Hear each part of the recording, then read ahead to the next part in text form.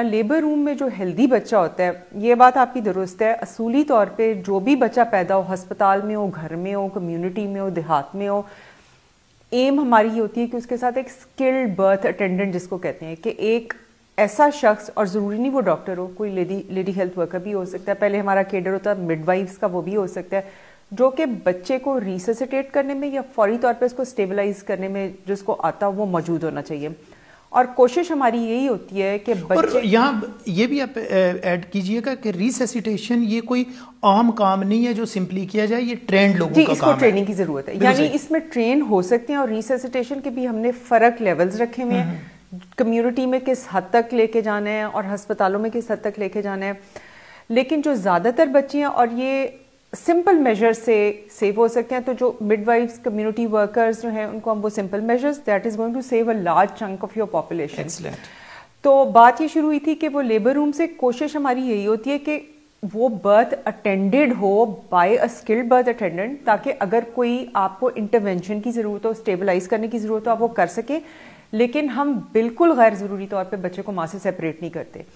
اور جو بچہ اسٹیبل ہے، جس کو آپ نے اسٹیبلائز کرنا پڑا ہے، اس کو ڈرائی ذرا کرنا پڑا ہے، کوشش ہماری یہی ہوتی ہے کہ اس کی جو امبلائکل کارڈ ہے اس کو کاٹنے سے پہلے اس بچے کو مدر کے ساتھ سکن ٹو سکن لیں. یعنی بچہ ڈیلیور ہوتا ہے، ہماری اٹیمپٹ ہوتی ہے کہ مدر کی ایبڈومن کانسیپٹ کی بات آپ کر رہی ہیں. جی، اس کو مدر کی ایبڈومن یعنی پیٹ پہ رکھیں، اور جو کارڈ ہے اس کی کوئی 30 سیکنڈ منٹ کے بعد کاٹیں.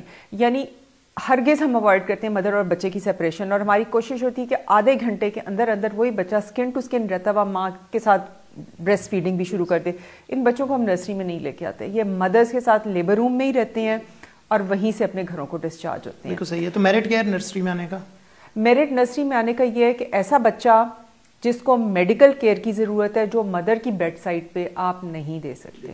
تو وہ جو بچہ جو سانس نہیں لے سک رہا، اس کو آکسیجن کی ضرورت ہے، اس کو وینٹیلیشن کی ضرورت ہے، یا کسی اور وجہ سے اس کو انٹینسو میڈیکل کیئر کی ضرورت ہے. کوئی پری ٹرم، اتنا پری ٹرم ہے کہ وہ ماں کا دودھ سک سوالو نہیں کر سکتا، یہ بھی کوئی 34-36 ہفتے کے بعد یہ بچے میں پاور آتی ہے کہ وہ سک سوالو کر سکتا ہے، جس کو آپ نے ٹیوب فیڈ کرنا ہے، جس کی بلڈ شوگر کم ہو گئی ہے. سو وہ بچہ جو ماں کے، اور مثلا اگر صرف کسی کو اینٹی بایوٹکس چاہیے، وہ بھی ہماری کوشش ہوتی ہے کہ ماں کی بیڈ سائڈ پہ ماں کی پریزنس میں ہی دیں. وہ بچہ جس کو انویریبل ہو سکتا ہے، جو مینج نہیں ہو سکتا ماں کی بیڈ سائڈ پہ، صرف وہ نرسری میں. تو یہ بہت سک بچے. بالکل صحیح. اچھا، ان انفینٹس میں یوزلی جو ڈیزیزڈ بچے ہیں، ان میں اگر ہم سمپلیفائی کریں 4 سے 5 بڑے سمٹمز جن کی بیسس پہ آپ ڈیوائڈ کر دیتے ہیں کہ اس کو یہ ٹریٹمنٹ چاہیے، اس کو یہ ٹریٹمنٹ چاہیے، وہ سمٹمز ہوتے سب سے زیادہ بریدنگ کا ایشو ہوتا ہوگا. جی، یہ آپ کا اچھا سوال ہے. نیو بورن کے سمٹمز اور سائنز بہت کم ہوتے ہیں. بڑا تو کمپلین کر سکتے ہیں نا، پیٹ میں درد ہے، سر میں درد ہے، اس نے تو بولنا ہی کچھ نہیں.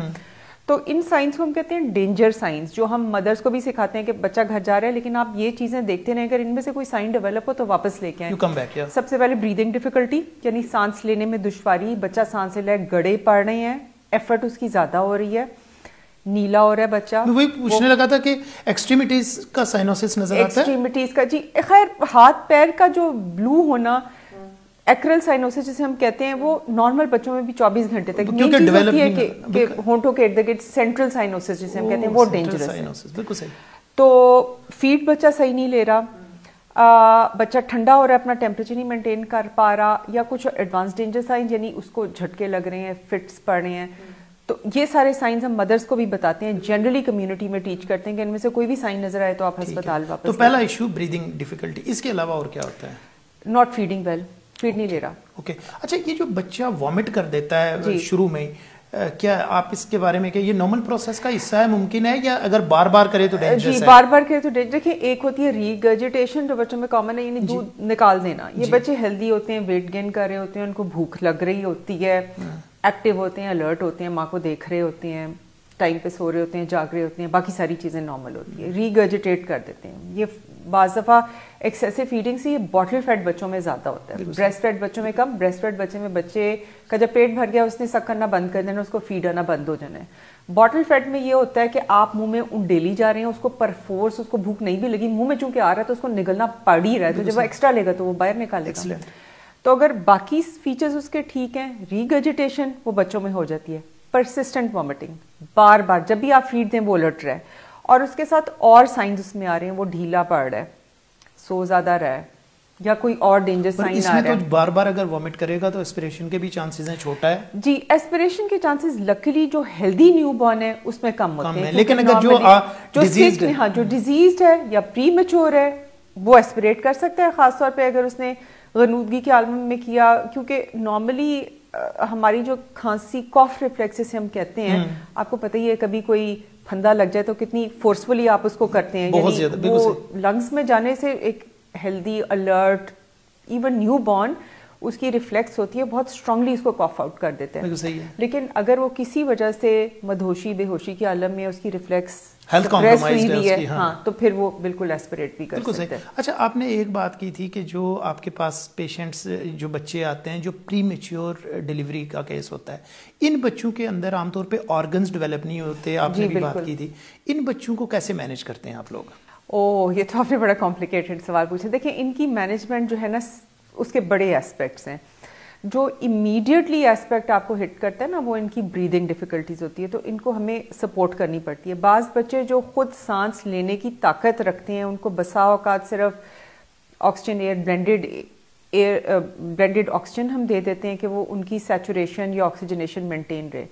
کچھ بچے اتنے پری میچور ہوتے ہیں کہ وہ شروع میں سانس لیتے ہیں لیکن وہ بہت جلدی تھک جاتے ہیں, وہ سانس نہیں لے پا سکتے, یعنی فزیکلی دے بیکم انکیپیبل, تو ان کو پھر وینٹیلیٹر پہ ڈال کے وینٹیلیٹ کرنا پڑتا ہے.